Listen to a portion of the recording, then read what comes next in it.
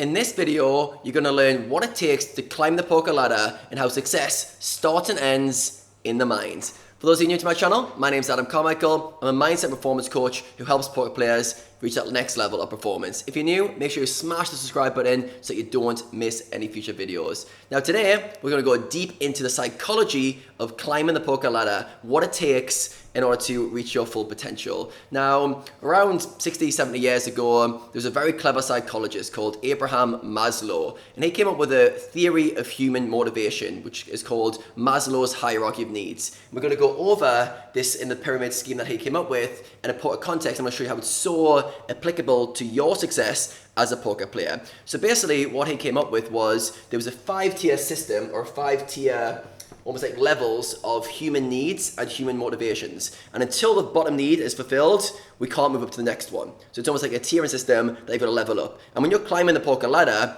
you're climbing up a very, very similar system. You're climbing up a very similar sort of motivation, needs, perspective. And I'm going to show you where most players get stuck and why they can't continue to climb the poker ladder and reach their final destination. So first thing we need to understand is this 5 basic needs that Maslow talked about. And the first of those he called physiological needs. But today we're going to call them your survival needs, okay? So first thing is survival.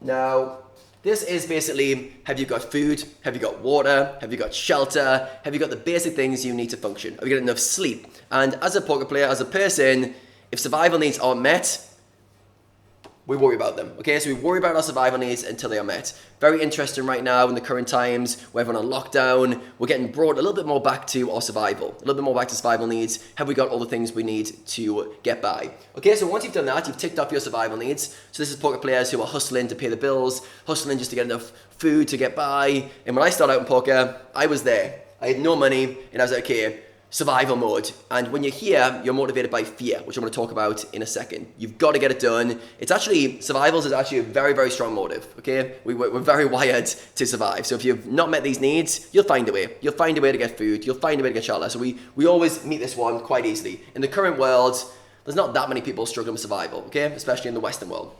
Once you've ticked survival off, we then move up to level 2, which he calls safety. We're going to call security.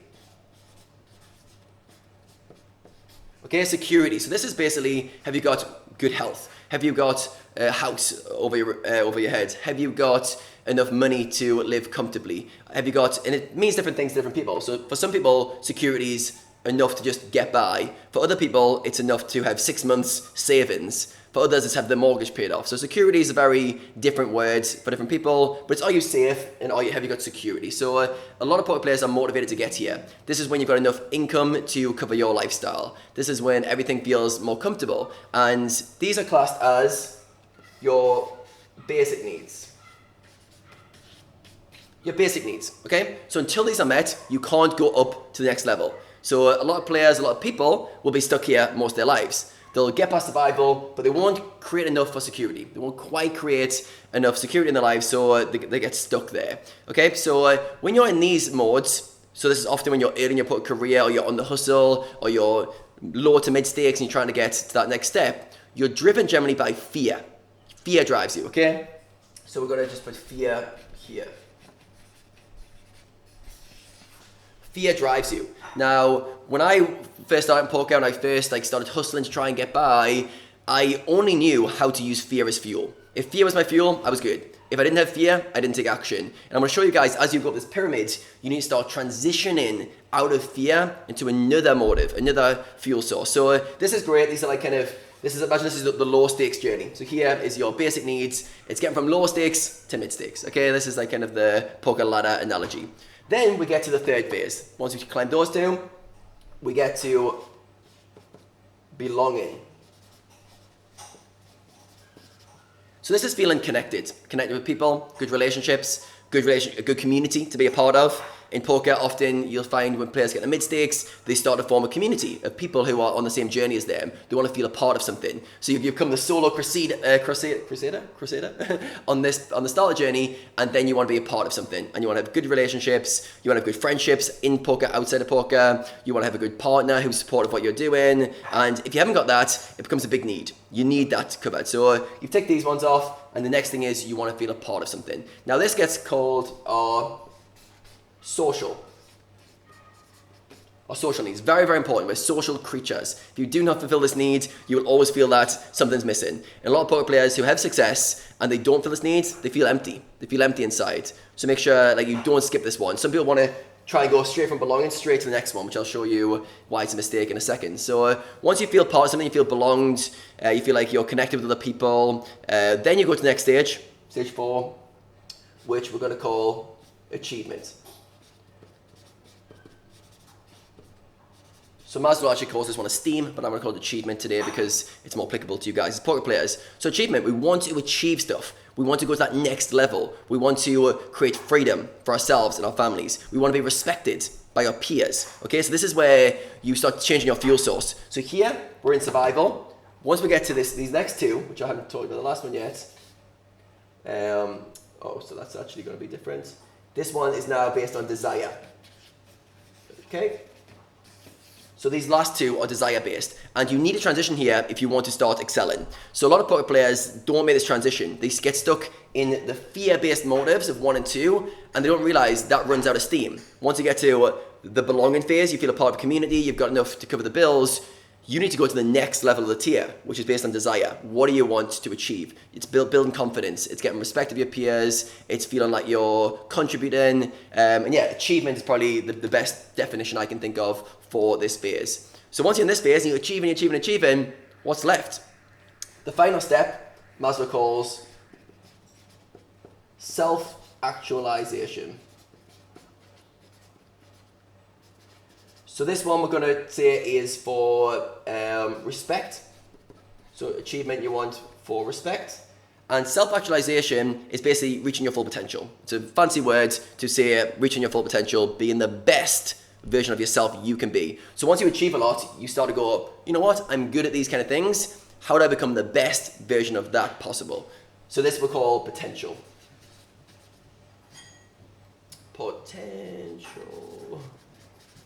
Okay, so this is how to climb the poker ladder from a mindset perspective. So let's go, I'll slow it down and we'll go through the system. I'll talk about where you get stuck and how you make sure you're climbing the mindset ladder in the right way. So first of all, we're going to start here, right? So let's say we start poker the journey. So imagine this is a mountain that you're climbing or a ladder that you're climbing, and this is the face of it. So the start, survival. Food on the table, pay the bills, get by. Once you've done that, you then get to the next checkpoint, okay? And you want to then get security. You want to have enough money in the bank that you can take a downswing. You want to have enough money that you can support your family. You want to feel secure, that you're not going to be in danger. You're safe and you're secure. Once you've got that next one done, so this could be going from playing micro stakes to low stakes. Low stakes, then you go to the mid stakes, the next step. And you want to feel a part of something. In poker, for a lot of poker players, it is really important to find that community. What is your community? It could be another group, a stable, it could be guys playing your level, or it could just be 2 or 3 friends on the journey. Poker is a very, very difficult mountain to climb by yourself. So finding some form of belonging in poker, and also finding who your friends are outside of poker, and finding your partner outside of poker as well. Very important. Once you've got that security, feeling like you're belonging to something. Okay, so let's call it the mid stakes. Then we go to the next one. The next one is achievement. This is when you start to go from fear-based here, and then you start to transition into desire-based. What do you want? Now it's not like I need to do these to pay the bills. Now it's like, okay, I've done that. Now what do you want? And in this phase, you've got to stop. You've got to stop yourself and ask yourself, what do you want and why do you want it? Why do you want 100 grand? Why do you want $1 million? What do you want the money for? Why is it important to you? And you've got to get really engaged with the fact that you're trying to become something. You're trying to achieve something for a reason. So getting very clear on your reason here is very important. So a lot of players will say to me they want freedom, financial freedom. Okay, so that generally means To most people, it means they want freedom to be able to do what they want with their time. They want enough money in the bank so that there's no pressures financially, and they want to be able to do what they want with the time and energy. Now, I'd say you've got to go deeper. You've got to go, why would you want to have freedom? What would you use that freedom for? Would you use that freedom to sit on the sofa and watch Netflix? Would you use it to travel? What are you going to do with that freedom? If you've got a clear reason, I want that freedom so that I can pursue things that interest me, so I can live life to my full potential, so I can explore options that excite me and wake me up feeling revitalized.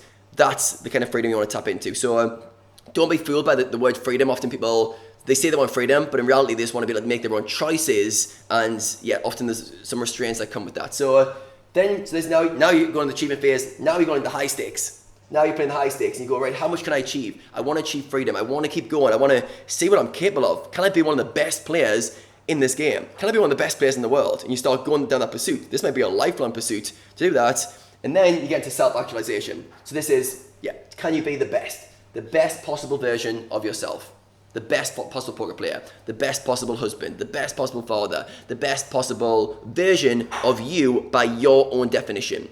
What are you good at? What do you want to be good at? And can you reach your full potential? So here, we're well and truly in the desire phase. We're well and truly in the desire phase, and we're trying to maximize our full potential. We're trying to see what we can achieve in our lives. Now, a lot of poker players, like I've said throughout this video, get stuck here. They're stuck here, and they have success. So the most sad story in poker is players who have the drive, they have the work ethic to begin with, and they get a little bit of money, say 5K, 10K a month, and they sort of cover the bills. They've achieved against the odds. They've almost done a miracle to get that far, but then they stop. They start to slow down, and they stop pushing on to the next level.